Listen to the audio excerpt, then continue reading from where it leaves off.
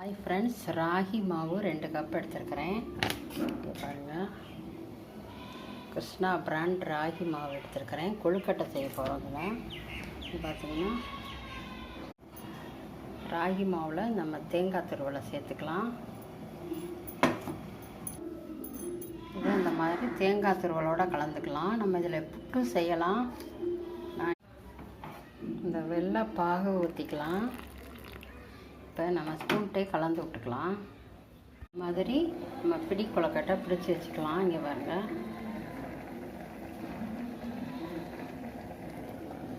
பிடிச்சி வச்சுட்டு உங்களுக்கு காட்டுறேன். இப்போ ராகி கொழுக்கட்டை, சுவையான ராகி கொழுக்கட்டை நமக்கு ரெடி ஆயிடுச்சு. ராகி கொழுக்கட்டை ரெடி ஆயிடுச்சு. சுடுது.